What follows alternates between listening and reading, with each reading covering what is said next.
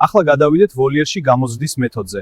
აქ შედარებით მარტივი სქემაა, რადგან სათითაოდ არ გვიწევს ყველა გალიასთან მისვლა, თუმცა წესების დაცვა პრევენციები აქაც საჭიროა.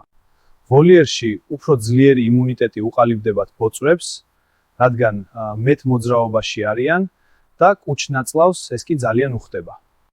გრანულირებული საკვების გარდა აქ უკვე თამამად შეგვიძლია მივცეთ მარცვლეული, ბოსტნეული და მრავალფეროვანი უხეში საკვები, თუმცა სისუფთავე, პრევენცია და პრეპარატები აქაც აუცილებელია.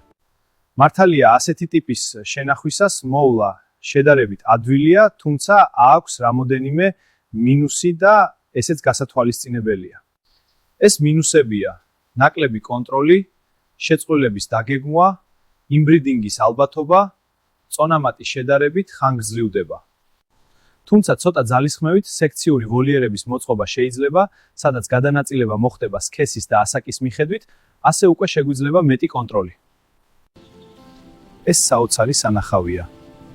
ბუნებრივთან მიახლოვებული პირობები. თავისუფლად მოკონტროლშე ბოწრები.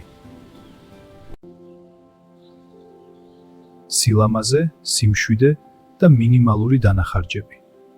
მაგრამ ეს არაა მეურნების შექმნაზე ორიენტირება. მაგრამ ასეთი შენახვა, მომრავლების მეთოდი მეურნეობის შინაარსიდან უკვე შორსაა, რადგან აქ სრული კაოსი და უკონტროლობაა.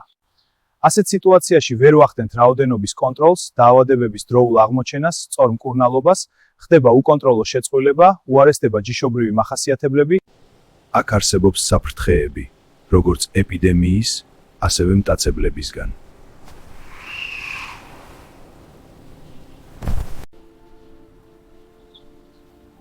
ახლა თქვენი გადასაწყვეტია, რომელი ტიპის გამოზრდის მეთოდია თქვენთვის მისაღები. წარმატებებს გისურვებთ ყველას.